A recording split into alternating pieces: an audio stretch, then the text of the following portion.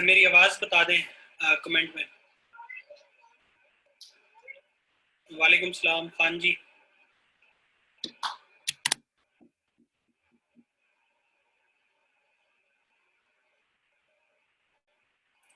आवाज़ आवाज़ बता दें, आवाज़ मेरी ऑडिबल है प्लीज़।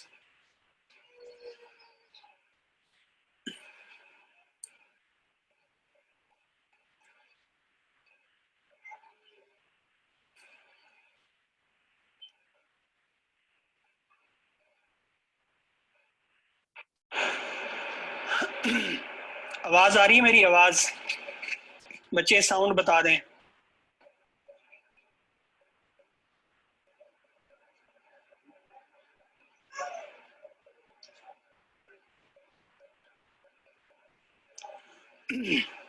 जी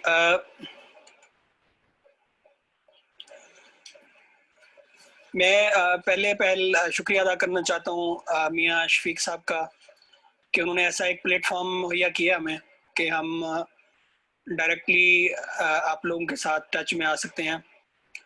तो इसमें आज पंजाबी के टॉपिक को हमने ज़रा एड्रेस करना है। इसमें कुछ चीज़ें हमने देखनी है क्योंकि पंजाबी का जो फोरम है या जो इसका जो डिसिप्लिन है उसके ऊपर काम बहुत कम हुआ है और स्टूडेंट्स को काफ़ी परेशानी होती है इस सब्जेक्ट को एड्रेस करने में, इसको प्रिपेयर करने में नोट्स की कमी होती है।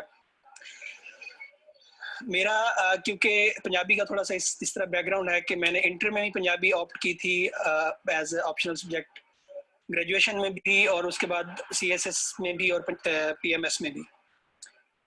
तो उसमें मैं कुछ जनरल बातें पीएमएस के बारे में, पंजाबी के बारे में, पीएमएस और सीएसएस के हवाले से मैं आपको बताना चाहता हूँ कि पंजाबी का जो सब्जेक्ट है वो एक तो बहुत ज़्यादा स्टूडेंट्स ऑप्ट करते हैं स्कोरिंग ट्रेंड होने की वजह से, और कुछ लोग इसको अडॉप्ट करते हैं पंजाबी बैकग्राउंड होने की वजह से, क्योंकि हमारी मदर टंग जो है ना वो पंजाबी या सराइकी है। क्योंकि मेरी मदर टंग जो है वो सराइकी है, तो सराइकी का भी एक कनेक्शन है पंजाबी के साथ बड़ा गहरा, और समहाउ सिमिलैरिटी है इसमें। दूसरा ये है कि पंजाबी का जो लोग ऑप्ट करते हैं उनका जो उनकी जो मदर टंग सराइकी या पंजाबी होती है वो इस सब्जेक्ट के स्कोरिंग और अपने बैकग्राउंड को देखकर इसको ऑप्ट करते हैं। इसमें कुछ चीज़ें मैं आपको बता देना चाहता हूँ कि एक इसकी जो प्रेजेंटेशन है, लिखने का जो आपका स्टाइल है वो बहुत ज़्यादा मैटर करता है। अगर आप लिखने में आपकी जो राइटिंग है बहुत अच्छी है, खूबसूरत लिख लेते हैं, और हेडिंग्स देने में और जो अशार का जो के बीच में, क्वेश्चन के आंसर के बीच में, वो बहुत ज़्यादा मैटर करता है। उसके साथ इसमें जो दूसरी बात है वो ये है कि आप अशार की कोटेशन और जो टोटल प्रेजेंटेशन है उसके साथ आपका अच्छा खासा उसके ऊपर मुताला भी हो। फॉर एग्जांपल हम बात करते हैं एक बाबा फरीद गंज शक्कर की, तो उसको अगर आप देखना चाहते हैं तो उसके ऊपर आपको उनकी जो हिस्ट्री है थोड़ी सी, और उनका जो काम है थोड़ा सा, और उनका जो तसव्वुफ का जो पीरियड है, सूफियाना पीरियड है, वो सारा आपके ऊपर थोड़ा सा वर्क कर लें, उसके ऊपर शॉर्ट नोट्स बना लें कहीं से, किसी बुक से, नेट के सोर्स से, या आप यूट्यूब पे उनके उनके कलाम की वीडियोस पढ़ी हैं या उनके ऊपर जो डॉक्यूमेंट्रीज पढ़ी हैं उसको उनको देखकर उसके ऊपर आप काम कर लें। दूसरी बात, जो लोग पंजाबी को बतौर सब्जेक्ट ऑप्ट करते हैं उनको मेरा एक मशवरा है कि आप पंजाबी को बतौर सब्जेक्ट ना लें, पंजाबी को बतौर ज़ौक लें। ज़ौक किस तरह लें कि पंजाबी को जब आप ऑप्ट करते हैं तो इसको आप, इसके जो अशार हैं वो दोस्तों के साथ शेयर करें, उनकी रिकॉर्डिंग करें, अपनी रिकॉर्डिंग करें, ठीक है, उनको बार बार खुद सुने, अच्छे से गाकर उसको आप रिकॉर्डिंग करें। या आपके पास सूफियाना कलाम जो गाया हुआ है मुख्तलिफ लोगों ने, इकबाल बाबू ने गाया हुआ है, आरिफ लोहार ने, आलम लोहार ने गाया हुआ है, या आतिफ असलम ने गाया हुआ है, राहत फ़तेह अली खान ने या नुसरत फ़तेह अली खान ने गाया हुआ है, तो उसको आप अपने मोबाइल में सेव कर लें और उनको गाए बगाए जो है ना आप उसको सुनते रहें, उसको रिवाइज करते रहें ताकि आपकी जो मेमोरी है वो इंटैक्ट रहे। सबसे बड़ा जो क्वेश्चन आ रहा है बच्चों का वो ये है कि पंजाबी में अशआर याद नहीं होते। अशआर याद नहीं होते, उसका यही तरीका है कि एक तो आप उसकी रिकॉर्डिंग कर लें अपनी साउंड में और हैंड फ्री लगाकर जब आप इजी हों, जब आप रिलैक्स होना चाहते हैं उसको सुने। उसके अलावा उसको आप राइटिंग में भी लेके आ सकते हैं, बार बार लिखने की प्रैक्टिस करें और बार बार उसको आप रिवाइज करें लिखने की सूरत में। इसमें मैं आपको एक बात वाजे कर देना चाहता हूँ कि मेरे जितने भी इंटरव्यूज हुए हैं, 2 दफ़ा पीएमएस का, 1 दफ़ा सीएसएस का और 5-6 दफ़ा बाकी जॉब्स का, उसमें इस पंजाबी ने मुझे बहुत ज़्यादा हेल्प आउट किया है। मैं 2 जो गज़लें हैं जिन्होंने मुझे ज़्यादा हेल्प आउट किया इस लास्ट इंटरव्यू में भी, और जो मेरा पिछला सीएसएस का और पीएमएस का इंटरव्यू था, ये ज़रूरी है क्योंकि मैं समझता हूँ कि आप लोगों को वो बातें बताई जाएं जो असल हकायक हैं। फॉर एग्जांपल आपने पंजाबी ऑप्ट किया है और आप इंटरव्यू में बैठे हैं और वो आपसे पूछता है, मुझसे उसने पूछा एनालिस्ट ने कि आपने पंजाबी क्यों ऑप्ट किया, तो मैंने उन्हें कहा कि क्योंकि मेरी मदर टंग जो है वो सराइकी है, तो सराइकी के साथ इसका काफ़ी सिमिलैरिटी है, मैच बनता है, तो that's why I opted it. तो उन्होंने मुझे फ़ौरन ही कहा कि सराइकी के जो शायर हैं उनके नाम बताए। मैंने 2 नाम बताए, मुझे 2 नाम ही आते थे। मैंने शाकिर शुजाबादी का बताया और एक उश्तर साहब हैं उनका बताया। तो उन्होंने मुझे कहा कि शाकिर शुजाबादी का कुछ सुनाओ, कलाम सुनाओ। तो वो कलाम मैंने ऑलरेडी तैयार किया हुआ था, उसको मैंने खुद से रिकॉर्ड करके भी अपने पास रखा हुआ था, उसको मैं बार बार सुनता भी था। तो मैं आपको भी सुना देता हूँ ताकि आप लोगों के भी इल्म में आ जाए। मैंने सुनाया जी, मैंने उन्हें पहले बता दिया कि that is about poverty and hunger of down trodden part of the society, जो डिप्राइव्ड और एग्रीव्ड सोसाइटी है उसका ये कलाम है, उसके बारे में शाकिर शहबाजी साहब ने लिखा है। फिकरदा से जो उभरदा है सुचेने शाम थी वेंदी, ख्यालों विच सुकून अजकल गुलहंदियां शाम थी वेंदी, उन्हां दे बाल सारी रात रोंदन भुख तो सुमदे नहीं, जिन्हां दी कहीं दे बालां को खिड़ेंदे शाम थी वेंदी, गरीबां दी दुआ या रब खबर नहीं किन करेंदा है, सदा हंजुआं दी तस्बीह को फिरेंदे शाम थी वेंदी, कदई तां दुख भी टल वैसन, कदई तां सुख दे सावल सन, पुला खाली ख्यालां दे पकेंदे शाम थी वेंदी, मेरा राज़िक रियायत कर नमाज़ा रात दियां कर दे, जो रोटी रात दी पूरी करेंदे शाम थी वेंदी, मैं शाकिर भुख दा मारिया हाँ मगर हातिम तू घट कहनी, कलम खैरात है मेरी चलेंदे शाम थी वेंदी। ये सुनाया जब मैंने, तो उन्होंने कहा ये मॉडर्न जो पंजाबी मॉडर्न पोइट्स हैं उनमें आपने कौन सा पढ़ा हुआ है। तो मैंने उसमें जिक्र किया जो है अमृता प्रीतम का और मुनीर नियाजी साहब का। तो मुनीर नियाजी क्योंकि प्रेवलेंट है, वो बार बार लोगों से सुन रहे थे, तो उन्होंने मुझे कहा कि आप अमृता प्रीतम के बारे में जानते हैं, तो मैंने उन्हें बताया कि जी जी बिल्कुल मैं जानता हूँ, और मैंने उनकी किताब रसीदी टिकट पढ़ी हुई थी और उनकी जो मशहूर ज़माना गज़ल है, नज़म है, वो मैंने पढ़ी हुई थी। तो उन्होंने मुझे फ़ौरन यही कहा कि आप जो है ना वो सुनाए, गज़ल सुनाए। अब जो सारे पैनलिस्ट थे वो ज़रा होशियार हो गए कि इसने पंजाबी तो सराइकी तो सुना दिया, पंजाबी देखें कैसे सुनाता है। तो वो भी मैं आप लोगों को सुना देता हूँ ताकि आप लोग उसको एक दफ़ा लिख कर याद कर लें, ताकि आपके फ्यूचर में अगर आपको इस तरह का फेस करना पड़े तो आप उसको आंसर कर सकें। अज आखा वारिस शानो किथों कब्रां विचों बोल, ते अज किताबे इश्क दा कोई अगला वर्का खोल, एक रोई सी धी पंजाब दी तू लिख लिख मारे वैन, अज लखां दी शानो कहण, वे दर्द मंदां दिया दर्दिया उठ तक अपना पंजाब, अज बेले लाशां विछियां ते लहू दी भरी चनाब, किसे ने पंजा पानियां विच दिता जहर रला, ते उन्हां पानियां धरत नूं दिता पानी ला, इस जरखेज जमीन दे लू नूं फुटिया जहर, इस जरखेज जमीन दे लूलू फुटिया जहर, गिठ गिठ चढ़िया लालियां, फुट फुट चढ़िया कहर। जब ये मैंने सुनाई ना, इसमें मुझे आखिरी जो इस जरखेज जमीन दे लूलू फुटिया जहर, नीचे वाला मुझे भूल गया, नीचे वाली जो लाइन थी, तो उसमें एक पैनलिस्ट ने मुझे मतलब लुकमा दिया और मुझे मेरी बात को, इसको शेर को कंप्लीट कर दिया। सो मैं ये समझता हूँ कि जब अगर आप इस तरह का कोई लिटरेरी बंदा बैठा है और पढ़ने वाला बंदा बैठा है, लिटरेचर जो है ना ये अपीलिंग होता है तमाम लोगों के लिए, चाहे वो इंजीनियर हो, डॉक्टर्स हो, कोई भी किसी भी फील्ड से ताल्लुक़ रखते हों, ब्यूरोक्रेट हो, वो प्रोविंशियल सर्विस के हों या आप नेशनल सर्विस के हों, सब लोग जो है ना जो लिटरेचर है वो अपीलिंग होता है। और ख़ास तौर पर अगर आपकी मदर टंग में हो, तो मदर टंग क्योंकि हमारी जो पंजाब की आबादी वो सबसे ज़्यादा है, ब्यूरोक्रेसी में हमारे सबसे लोग ज़्यादा हैं आबादी के हिसाब से, तो दैट्स वाई जो ज़्यादातर लोग होते हैं हमारे पंजाब में इंटरव्यूज जो कंडक्ट करते हैं वो ज़्यादातर पंजाबी होते हैं, तो that is appealing for them.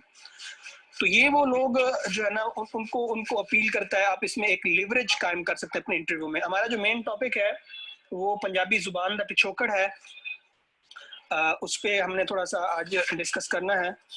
अगर इसमें हमें कोई अच्छी सूरत हाल नज़र आई तो फिर हम इन लेक्चर्स को आगे कंटिन्यू करेंगे। तो इसमें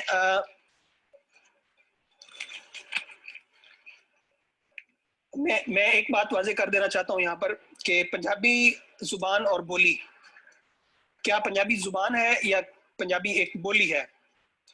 तो मेरा जो अखज़ किया वो नतीजा है वो ये है कि पंजाबी एक ज़ुबान है। ज़ुबान के जो तारीफ़ होती है, जो डेफिनेशन होती है, उसके ऊपर पंजाबी पूरा उतरती है। ज़ुबान के लिए अदब और ग्रामर और ज़ख़ीरा अल्फाज का होना बहुत ज़रूरी होता है। तो पंजाबी जो है वो अपनी ग्रामर भी रखती है, अपना ज़ख़ीरा अल्फाज भी रखती है। बहुत ही मतलब ज़बरदस्त किस्म का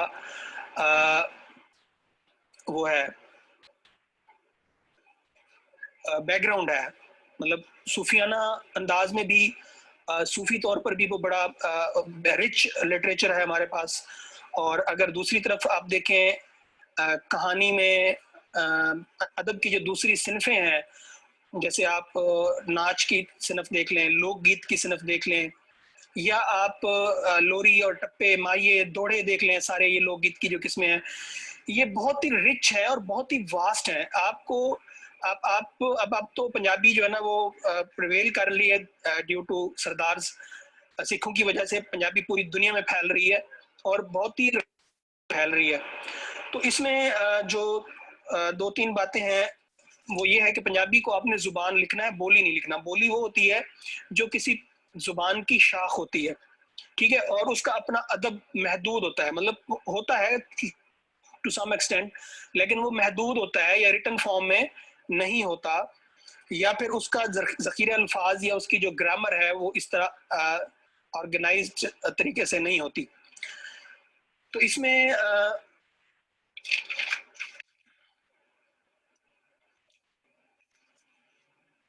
यहाँ पर दो तीन बातें मैं आपको बता देना चाहता हूँ कि जब आप पंजाबी ज़ुबान दा पिछोकड़ की बात करते हैं तो तीन चार बातों का आपको इल्म होना चाहिए कि संस्कृत क्या है, द्राविड्स कौन थे जिनको हम अंग्रेजी में द्राविडियंस कहते हैं, आर्यंस आर्याई कौमें जो थी वो कौन थे, मंगोल कौन थे, ठीक है, अरब अरब जो कंकरर थे वो कौन थे, यूनानी कंकरर जो इस सब कंटिनेंट में आए हैं उनके बारे में आपको जो होनी चाहिए। मतलब इट्स नॉट लाइक हिस्ट्री, आपको थोड़ा बहुत पता होना चाहिए कि सिकंदर आजम जब आया था या उसके बाद जो डिमेट्रियस आया था या उसके बाद जो दूसरे लोग जो इन्वेडर्स आए थे, या इसी तरह आप ईरान की तरफ से या दूसरे अफगानिस्तान की तरफ से जो लोग यहाँ पर आए थे, इस खित्ते को, इस सरजमीन को जो है ना सपत सिंधु जो 7 दरियाओं की सरजमीन कहा जाता है, इस सरजमीन में मुख्तलिफ औकात में मुख्तलिफ लोग इस पर काबिज होते रहे हैं, और जब भी ऑक्यूपेंट्स आते हैं तो आपकी ज़ुबान को बहुत ज़्यादा इम्पैक्ट करते हैं, इन्फ्लुएंस करते हैं। तो Punjabi remain the victim of these invaders, कि उसके साथ इसकी हैयत तब्दील होती रही है लेकिन इसकी ओरिजिन तब्दील नहीं हो सकती, क्योंकि ओरिजिन किसी भी जुबान की वो एक ही होती है। तो इसमें क्योंकि हमारे पास जो एंशिएंट टाइम्स हैं, जो ग्रीक टाइम है या जो अशोकास टाइम है या जो हमारा जो मंगोल का पीरियड है या उससे पहले का जो पीरियड है, उसके क्योंकि हमारे पास रिटन हिस्ट्री नहीं है, आसार कदीमा से हमें जो आसार मिले हैं उन्हीं से हम एक गवेड़ लगाते हैं, अंदाजा लगाते हैं, एक सट्टा लगाते हैं कि जी ये हमारी जुबान जो है ना इतनी पुरानी है। बाकी इसमें कोई मिथी हुई जो गल है, जो हम कहते हैं पंजाबी मिथी हुई गल या जो पक्की पैडी गल इसमें नहीं है। इसमें सारे हाइपोथेसिस हैं, सारे अंदाजे ही हैं। तो इसमें एक तो आप लोगों को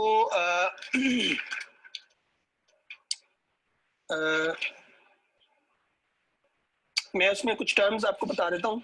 इसमें हम जो टर्म्स बार बार हम रिपीट करेंगे वो संस्कृत है, प्राकृत है, आर्यन है, द्राविडियन है और पाली जुबान है। और प्राकृत की जो अकसाम है वो हम डिस्कस करेंगे। शोरसिनी एक प्राकृत की एक किस्म है वो, और उपभ्रंश एक जुबान है, और विधि उपभ्रंश उसको भी हम थोड़ा सा इसमें टच देंगे। जब हम पंजाबी जुबान के पिछोकड़ की बात करते हैं, क्योंकि पंजाबी मेरी मदर टंग नहीं है, मैं फ्लुएंटली पंजाबी नहीं बोल सकता। एक दो जुमले तो बोल सकता हूँ लेकिन फ्लुएंटली नहीं बोल सकता। उसमें मैं कोशिश करूंगा कि कुछ मैं रीड आउट करके तो आप लोगों को पंजाबी में ही उसको समझा दूं, बता दूं। इसमें जब दुनिया की जुबानों का जिक्र आता है तो उनको हम 4 खानदानों में तकसीम करते हैं। पहला जो खानदान है उसको हम, ये डायलेक्टिकल है, इसको आप हिस्टोरिकली एज डायलेक्टिक रेस लेना है, डायलेक्टिक पॉइंट ऑफ व्यू से, लैंग्वेज के पॉइंट ऑफ व्यू से लेना है, जुबान के पॉइंट ऑफ व्यू से लेना है। इसको हिस्ट्री के हिसाब से नहीं लेना। इसमें मेरी कोई बात गलत भी हो सकती है। अगर कोई हिस्टोरियन सुन रहा है मेरी बात को, या हिस्टोरियन जो मेरी बात को फॉलो कर रहा है, तो वो मुझे साथ में बता भी दे कमेंट में अगर मैं कहीं गलत जा रहा हूँ तो, बिकॉज मेरी हिस्ट्री कमज़ोर है, मैंने हिस्ट्री नहीं पढ़ी। तो पहला खानदान है आर्यन, जिनको हम इंडो यूरोपियन कहते हैं। ये इन जुबानों का एक खानदान है। ये 5000 कबल मसीह वस्ती एशिया दियां मुडलियां जुबाना ਜਿਹੜੀਆਂ सन उन्हां दे ਇਹ ਮੋਢੀ सन। ठीक है, इन्हां ਦੀਆਂ शाखां ਵਿੱਚ फारसी, पहलवी, संस्कृत, लातीनी ते जर्मन जुबाना दे मुढले लफ्ज इन्हां दे कबीलियां दी जुबाना विच पाए जाते हैं। दूजा खानदान जिहड़ा सामी जुबाना दा खानदान, सामी जुबाना दा इब्रानी जुबान दे शामिल है, अरबी जुबान, कदीम आशोरी जुबान ते सहरी ते द्राविड़ी जुबान। द्राविड़ी जो डायलेक्टिक रेस है वो इसमें सामी जुबाना दे खानदान विच आंदा है। तीसरा जो खानदान है इन जुबानों का वो है हामी जुबाना दा खानदान। कदीमी और मिस्री और कुबती और जॉर्जियन जो बर्बरी और इथोपियन जुबानें हैं उनका ये खानदान है, और उनकी जो वोकेबलरी है, उन्होंने जो लफ्ज ने और इन्होंने जुबाना दे विच मोढ़ी गिरदाने जाते हैं। अच्छा, उसके बाद मंगोल जुबाना, जिनको मंगोलॉइड कहते हैं अंग्रेजी में। मंगोल जुबाना का खानदान यूरानी, अर्कनिनी, लेपी, मैगरी, तुर्की, मंगोली इसमें शामिल है। इस शाख में चीनी और जापानी जुबानों और कदीम अमेरिकी जुबान जिसको हम स्कीमो कहते हैं उसके कुछ अल्फाज का भी इम्तजाज इसमें पाया जाता है। अच्छा, उसके बाद पंजाबी दे मुढ़ दे बारे जेड़े मुख्तलिफ स्कूल ऑफ थॉट्स दे जेड़े गवेड़ ने या अंदाजे ने, जेड़े धड़े ने मुढ़ दे बारे जेड़ी 10 पांदे ने, ਉਹਦਾ ਅਸੀਂ ਜ਼ਿਕਰ ਕਰਨੇ ਆ ਕਿ ਦਰਵੇਸ਼ਾਂ ਦਾ ਇੱਕ ਗਰੋਹ ਇਹ ਕਹਿੰਦਾ ਹੈ ਕਿ ਪੰਜਾਬੀ ਆਰੀਆਂ ਦੀ ਜ਼ੁਬਾਨ ਸੰਸਕ੍ਰਿਤ ਵਿੱਚੋਂ ਨਿਕਲੀ ਹੈ। ਦੂਜਾ ਗਰੋਹ ਇਹ ਕਹਿੰਦਾ ਹੈ ਕਿ ਪੰਜਾਬੀ ਇੱਕ ਪੁਰਾਣੀ ਪ੍ਰਾਕ੍ਰਿਤ ਵਿੱਚੋਂ ਨਿਕਲੀ ਹੈ। ਪ੍ਰਾਕ੍ਰਿਤ ਮਤਲਬ ਲੋਕਲ ਡਾਇਲੈਕਟ, ਲੋਕਲ ਲੈਂਗੁਏਜ। ਇਹ ਗਰੋਹ ਕਹਿੰਦਾ ਹੈ ਭਈ ਸੰਸਕ੍ਰਿਤ ਤੇ ਪੁਰਾਣੀ ਪ੍ਰਾਕ੍ਰਿਤ ਦਾ ਮੁੱਢ ਆਰੀਆਵਾਂ ਦੇ ਇੱਕ ਇਹ ਜੀ ਬੋਲੀ ਜਿਹਦਾ ਵਜੂਦ ਨਹੀਂ ਰਿਹਾ। मतलब आर्यन क्योंकि वो थे इन्वेडर्स थे, पहले यहाँ पे जो लोकल यहाँ पे रिहायशी थे, वसनीक थे, वो द्राविडियन थे, और उनसे पहले जो नेटिव लोग थे उन पे द्राविडियन ने कब्जा किया, फिर उसके बाद आर्यन ने आकर कब्जा किया। तो आर्यन के आते ही जो आर्यन की लैंग्वेज थी वो संस्कृत थी, और आते ही उन्होंने संस्कृत को जो लोकल जुबान थी उसके ऊपर इन्फ्लुएंस किया, तो उसमें उससे जो है ना ये जुबान जो पंजाबी है वो इसमें बाबा बुद्ध सिंह इसमें ये जो धड़ा है ये कहता है कि पंजाबी आर्यों की जो जुबान है संस्कृत उसका उसकी बुनियाद है या उसके आगाज से ये बनी थी। तो ये वो सिख सरदार है जिन्होंने इस जुबान पर रिसर्च की और अपनी किताबें लिखी। उनमें बाबा बुद्ध सिंह अपनी किताब प्रेम कहानी में लिखते हैं कि पंजाबी जुबान का जिसम संस्कृत ही है पर यह लिबास बदलता रहा है। जदों संस्कृत विगड़ी ते प्राकृत बनी ते प्राकृत तो अपभ्रंश ते उहदे बाद पंजाबी बन गई। ठीक है। उसके बाद बनारसी दास जैन इन्होंने पंजाबी नूं संस्कृत जुबान दा वारिस मिथया ते वो कहंदे ने कि 4000 वरे पहला इत्थे आर्या आए, इन्हां दे नाल आर्या तहजीब ते संस्कृत जुबान भी इत्थे फैलदियां गईयां ते मकामी जुबानां ने द्रावड़ी दा रूप धार लिया। इत्थे अखीर 600 कबल मसीह ते 1000 कबल मसीह दे दरमियानी अरसे विच संस्कृत जुबान प्राकृत विच बदल गई ते इहदे बाद पंजाबी जुबान ते हुन दी शक्ल इख्तियार कर गई। अच्छा, ये वो बातें हैं सारी जो संस्कृत से रिलेटेड है। ये लोग ये कहते हैं कि जब आर्या आए, इंडो यूरोपियन आर्यन जो यहाँ पर सप्त सिंधु की सरजमीन पर सब कॉन्टिनेंट पर आए, तो वो अपने साथ संस्कृत लाए और संस्कृत में आकर जो लोकल डायलेक्ट था जो जिसको ये प्राकृत कहते हैं, प्राकृत का मतलब एक नाशास्ता और गैर महज़ब जुबान है, तो उस पर आकर जब काबिज हुए तो उस गैर महज़ब जमीन जो थी जुबान थी उस पर आकर असरअंदाज हुई, तो वो उसकी बिगड़ी हुई शक्ल जो पंजाबी बन गई। मुंडा कबीला कदीम सिंध का वासी सी। अब सिंध जो वादी सिंध है, जो दरिया सिंध का जो बेल्ट है उसमें एक कबीला रहता है जिसको मुंडा कबीला कहा जाता है। ये राजस्थान, बलूचिस्तान, हड़प्पा, मोहनजोदड़ो, कोट डीजी के कदीम आसारों से ये पता चला है कि यहाँ पर आर्यों के आने से पहले भी यहाँ पर एक कोई कबीला रहता था। तो वो कहते हैं कि जी मुंडा जुबान ते पंजाबी जुबान दी सांझ पर वो गल नितारी जा सकती है भी पंजाब के खिते विच मुंडा कबीलियां दी आबादी वेले इत्थे ਉਹ जुबानां बोलियां जांदियां सन ਜਿਹੜੀਆਂ ਅੱਜ पंजाबी अखवांदियां ने।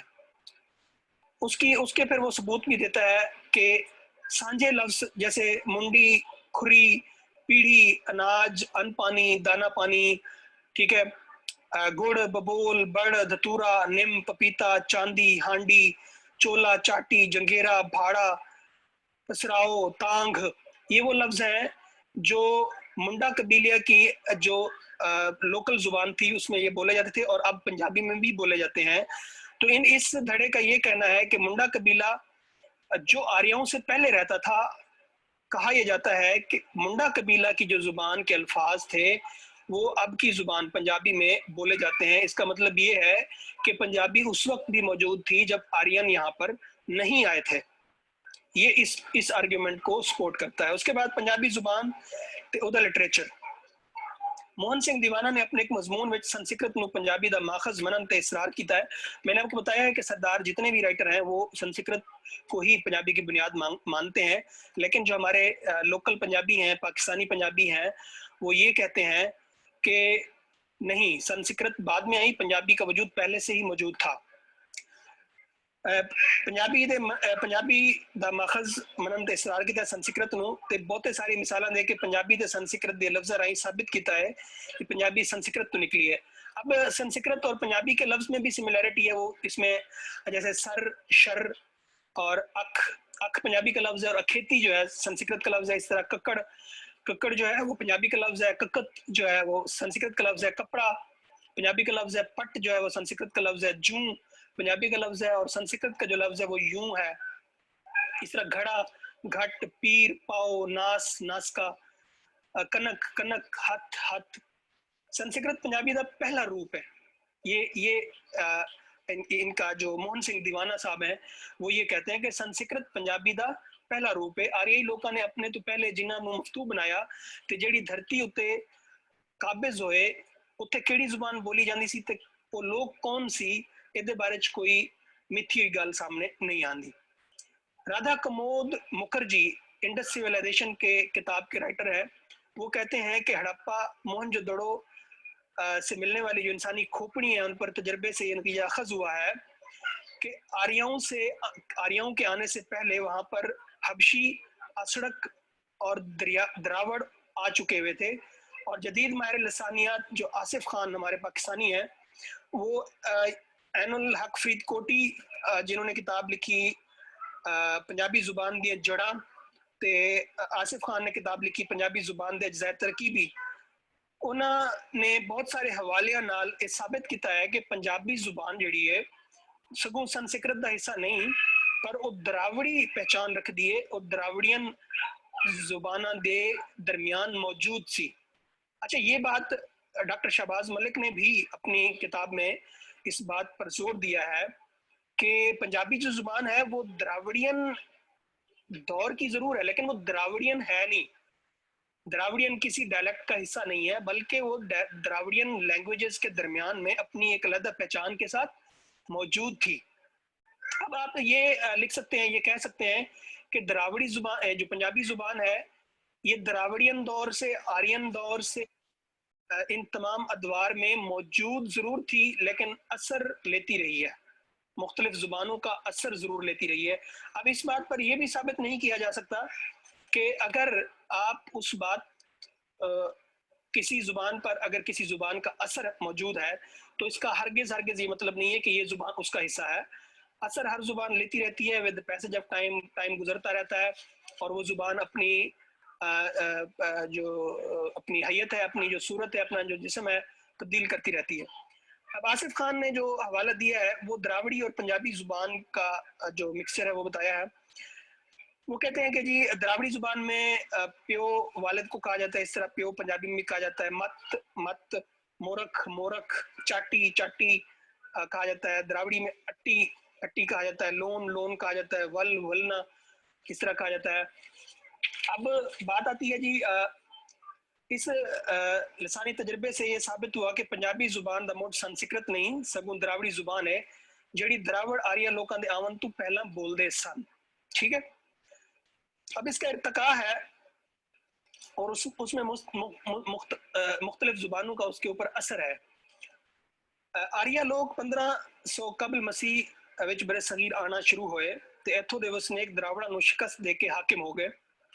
द्राविड़ां दे मुंडा ते कोल कबीले जिहड़े जुबाना बोलते सन ये अवामी जुबाना दा रूप इख्तियार कर गईयां ते अज दी पंजाबी जुबान विच ये लफ्ज थोड़ी बहुत तब्दीलियां नाल बोले जाते हैं। मतलब यहाँ पर ये बताना है कि द्राविडियन जो कबीले थे मुंडा और कोल, ये वो कबीले थे जो जहाँ पर ये जुबानें बोली जाती थी उन जुबानों का असर आज भी पंजाबी के ऊपर मौजूद है।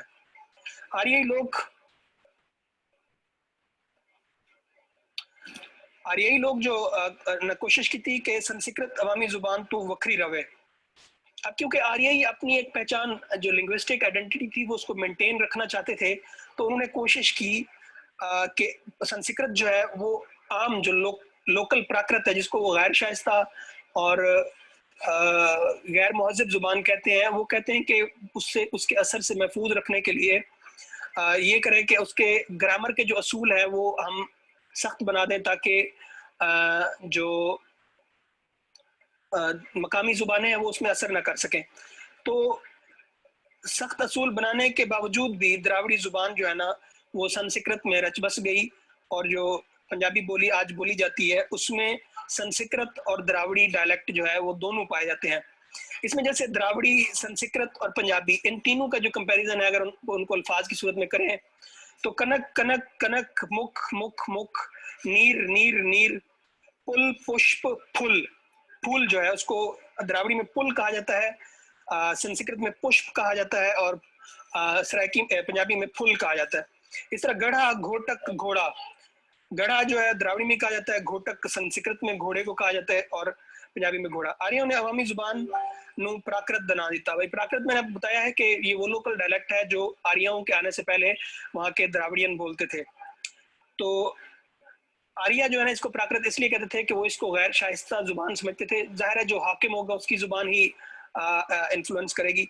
एनुल हक फरीदकोटी जिन्होंने पंजाबी जुबान दिया जड़ा किताब लिखी है, उसमें प्राकृता नू सिंधवादी दिया अज दिया जुबाना दिया जड़ा मिथ देने। जो कि जुबाना मतलब आजकल की जो जुबान है संस्कृत के कबीले विचों नहीं, सगों दा सीधा द्राविड़ी कबीले नाल ताल्लुक है, ये एनुल हक फरीदकोटी कहते हैं। और यही पॉइंट डॉक्टर शहबाज मलिक का है और यही पॉइंट जो डॉक्टर आसिफ खान है उनका ये पॉइंट है। अब आप लोगों को मैंने दो धड़े बता दिए हैं। एक धड़ा जो सरदारों का है, मोहन सिंह दीवाना, ठीक है, दामोदर दास, और वो जो पहले एक नाम मैंने बोला है बाबा बुद्ध सिंह। ये 3-4 सिख राइटर हैं जो ये कहते हैं कि पंजाबी की जो बुनियाद है वो संस्कृत है, और जो हमारा एक मुस्लिम सेक्शन है, जो हमारा लोकल हमारा जो एक स्कूल ऑफ थॉट है, वो ये कहता है कि हमारा जो पंजाबी है ये संस्कृत नहीं है। संस्कृत का असर इसने जरूर लिया है, लेकिन बेसिकली ये जो है द्राविडियन लैंग्वेजेस में से है। लेकिन वो ये उसको द्राविड़ी जुबान का डायलेक्ट भी नहीं कहते, बल्कि अपनी एक खास जुबान कहते हैं जो पहले द्राविडियन में भी मौजूद थी, बाद में ऐसा ऐसा ही असर कबूल करते हुए आगे बढ़ती गई। अच्छा, उसके बाद वो ये कहते हैं कि आर्य लोग बहुत अरसा पंजाब में ठहरे रहे, जिन्हें उस वेले सिंधु सप्त सिंधु सत दरियावां की जमीन आख्या जाता सी, जिवें सतलुज, ब्यास, रावी, झेलम, चनाब, काबल ते सिंध। पंजाब तो बाद आर्या गंगा जमुना ਦੀਆਂ ਵਸਤੀਆਂ ਵੱਲ ਵਗ ਟੁਰੇ। पंजाब विच इन्हां लोकां अपनी वेदक जुबाना विच दरिया झेलम के कंढे अपनी मजहबी किताबां लिखियां। अब वेदक संस्कृत यहाँ पर आ जाती है, उसकी एंट्री होती है। वेदक इन्होंने जो बुद्ध मत के थे पैरोकार थे, इन्होंने अपनी मजहबी किताबें लिखी। रगवीद 1000 कबल मसीह में लिखी गई, सामवीद, यजुर्वेद, अथर्ववेद, ठीक है। अब ये जो वेदक किताबें लिखी गई 4-5, उनकी एक अलहदा एक जुबान थी, एक डायलेक्ट था जिसको इन्होंने वेदक संस्कृत का नाम दिया। अब रगवीद की जो संस्कृत है और जो पंजाबी है उसमें थोड़ा बहुत डिफरेंस है, क्योंकि इन्होंने प्लेस चेंज की थी। ये सप्त सिंधु से चलकर जमुना और गंगा के साइड पर चले गए थे, उस साइड में चले गए थे, तो इस वजह से कुछ नाम में जो लफ्ज थे उनमें तब्दीलियां आ गई। जैसा आप लोगों ने पढ़ा है कि 12 कुआं से जुबान बदल जाती है। 12 कुएं मतलब 25 एकड़ का एक कुएं होता है, तो 25 एकड़ का एक कुएं जो है वो आप क्रॉस करेंगे तो आप उसके बाद जुबान बदल जाएगी। तो अब ये है कि वेदक बोलियां, जैसे हम इसका अगर हम एनालिसिस करें तो रगवीद जो संस्कृत है और पंजाबी, उसमें सप्त सिंधु कहा जाता है रगवीद में, और पंजाब कहा जाता है पंजाबी में पेंडा, पेंडा या सरना, निसरना, पंजाबी में निसरना कहते हैं, और उधर सरना, कलावा, कलावा, कोंडा, कोंडा। इस वेदक संस्कृत 600 साल तक हुकूमत की दरबारां दी जुबान रही। अब क्योंकि वेदक जो है वो एक सैक्रेड डायलेक्ट बन गया लैंग्वेज का, तो दैट्स वाई उसने एक अपनी एक सैक्रेड पोजीशन बना ली और दरबारों की जुबान मानी जाने लग पड़ी। अब जो संस्कृत के स्कॉलर्स थे उन्होंने संस्कृत को नीचे वाली जो प्राकृत जुबानें थी उनसे बचाने के लिए ग्रामर के असूल मुतारिफ कराए, लेकिन क्योंकि लैंग्वेज पेनिट्रेशन इसकी जो ज्यादा होती है तो इसको नहीं बचा सके। ਇਹਦੀ वजह आर्यावां ਦਾ ਇੱਥੋਂ ਦੇ ਅਸਲ ਵਸਨੀਕਾਂ ਨੂੰ ਗੁਲਾਮ ਬਣਾਉਣਾ ਤੇ ਉਹਨਾਂ ਕੋਲੋਂ ਸੰਸਕ੍ਰਿਤ ਤੋਂ ਦੂਰ ਰੱਖਣਾ ਤੇ ਉਹਨਾਂ ਦੀ ਜ਼ੁਬਾਨ ਨੂੰ गैर शाइस्ता आखना। ठीक है, जब आपकी जुबान को गैर शाइस्ता कहा जाए तो उन लोगों ने फिर संस्कृत सीखना शुरू कर दी, और इस तरह एक बिल्डअप हो गया, एक असर बहुत ज्यादा। अच्छा, उसके बाद जो आर्य लोग थे वो संस्कृत को तो शाइस्ता जुबान कहते थे, और उसके जो लोकल वसनीक थे उन्होंने जुबान वो प्राकृत यानी गैर शाइस्ता या खुदरो जुबान मतलब ऐसी जुबान जो खुद से ही जन्म ले गई हो, जो खुद से ही उठ पड़ी हो, आखिर संस्कृत नु ओ देवबानी मतलब आकाओं की जुबान कहते थे, और प्राकृत जो लोकल डायलेक्ट था उसको वो कहते थे नागबानी यानी सांपों की जुबान, मतलब उनको खत्म हो जाना चाहिए। तो कदी कदी उन्होंने रोसर भाषा यानी शैतान की जुबान भी किया जाता सी। प्राकृत अदब का चोला पा के पाली बन गई ते प्राकृत दे सब तो पहले नमूने बुद्ध ते चीनी या फिर 450 कबल मसीह के दौर च पाए जाते हैं।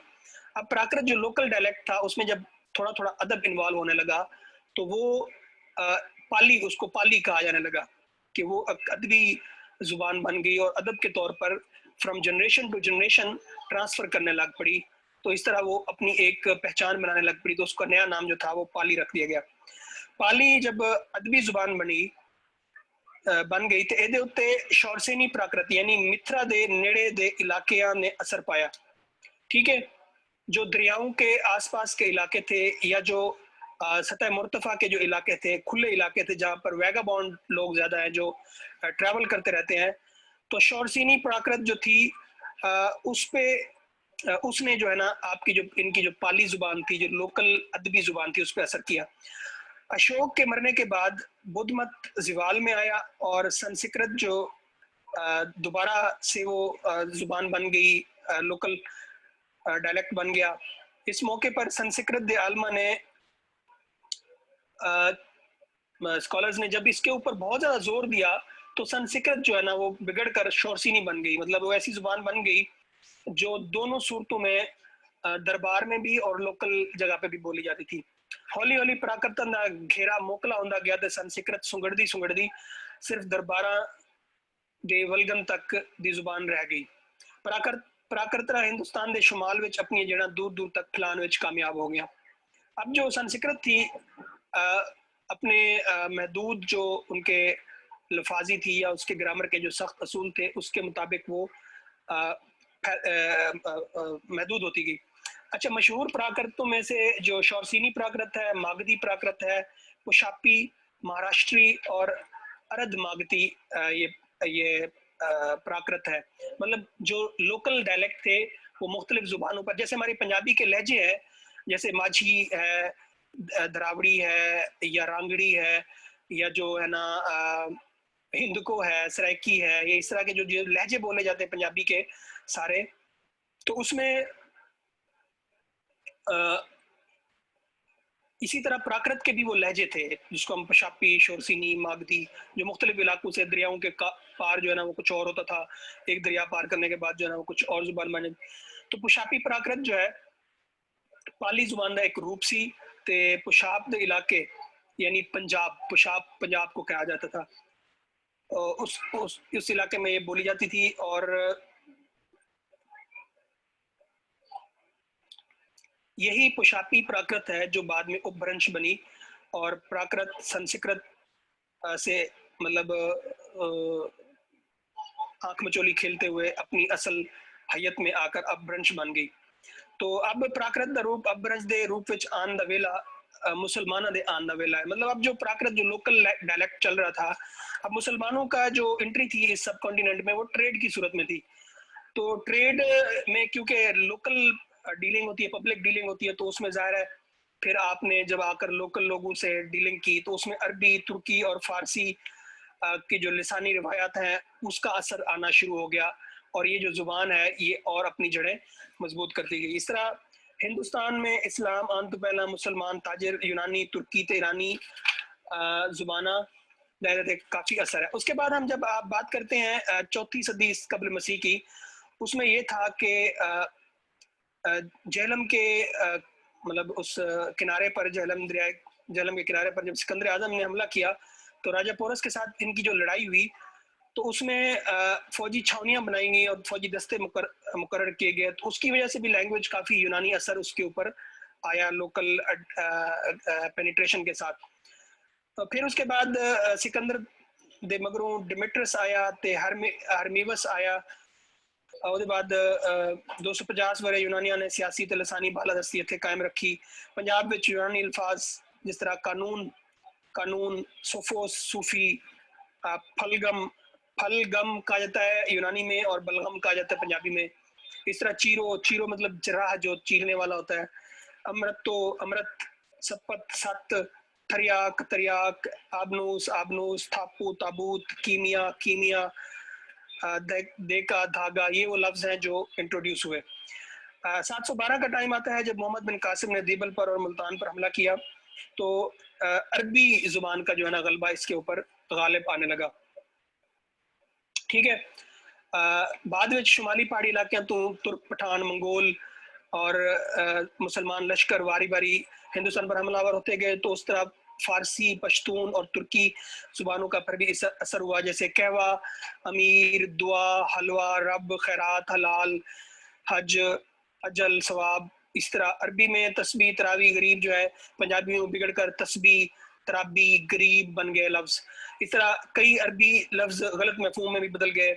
जैसे अरबी में कुछ लफ्ज हैं जैसे शोहदा, गवाह, के जो गवाह है, शहीद है वो गवाह है, तो इस तरह हम शोहदा को पंजाबी में मस्कीन और भूखा कहते हैं। इस तरह जेल, जेल मतलब बनाना होता है और जेली हम खोटा समझ लेते हैं। इस तरह मुजावर जो है वो पड़ोसी को कहते हैं, जार, जार जो है वो पड़ोसी को कहते हैं, मुजावर पड़ोसी कहते हैं। हमने दरगाह के रखवाले को जो है ना वो कर लिया। हजरत हम कहते हैं शरीफ आदमी अरबी में, और यहाँ पर हमने जो है उसको हजरत जो है ना चलाक और अयार में उसको हमने ले लिया।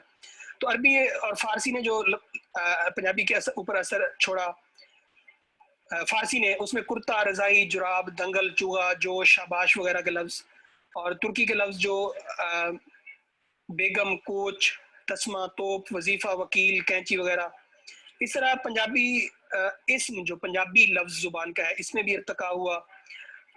10वीं सदी ईस्वी में मोरख अल मसूदी जो जोग्राफिया दान थे, उनकी किताब में उन्होंने मुल्तानी इसको कहा पंजाबी जुबान को।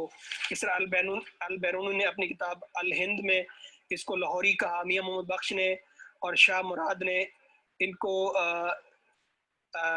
जो है ना वो जट्टानी जुबान आख्या, गुरु नानक ने जट्टानी जुबान आख्या, हामिद ने रांझा, हीर रांझा विच इसनु जटकी आख्या, मीर खुसरो ने लाहौरी आख्या, अबुल फजल ने ऐन अकबरी विच इनु मुल्तानी आख्या।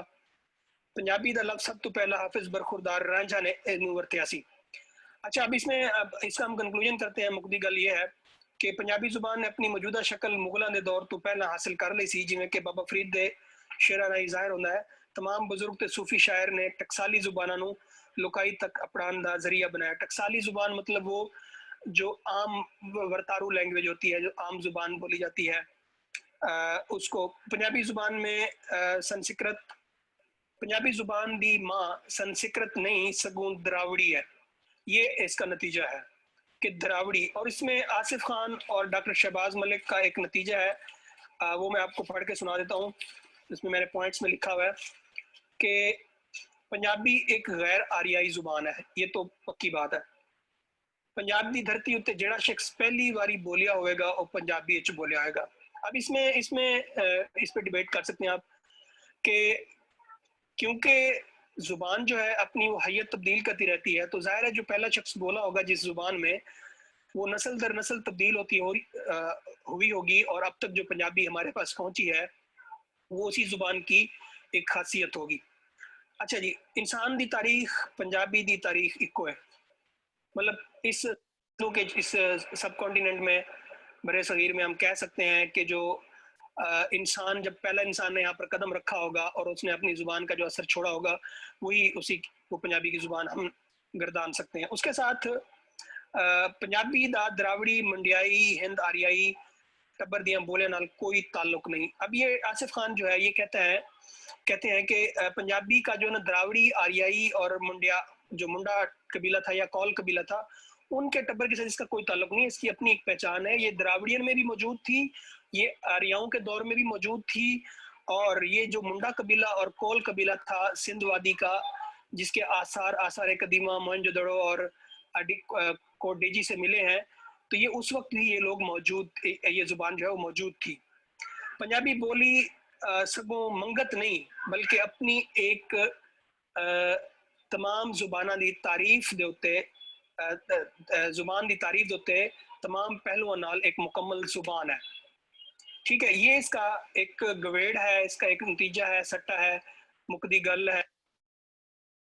कि पंजाबी एक गैर आरियाई जुबान है। पंजाबी की धरती तो जड़ा शख्स पहली बारी बोलिया होएगा वो पंजाबी च बोलिया होएगा।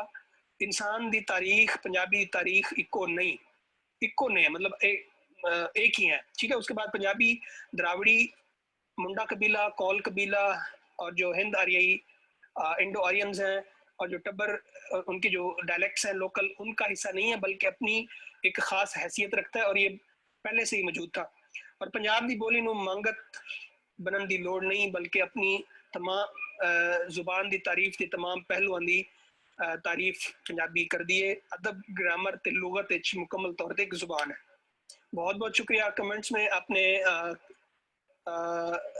अपने जो सवालात हैं वो आप इसमें डाल दें। और दूसरी ये बात है कि जो लोग चाहते हैं कि इसको हम कंटिन्यू करें वो भी कमेंट कर दें। जितने ज़्यादा वोट होंगे तो हम इसको कंटिन्यू करेंगे और इंशाल्लाह इसको हम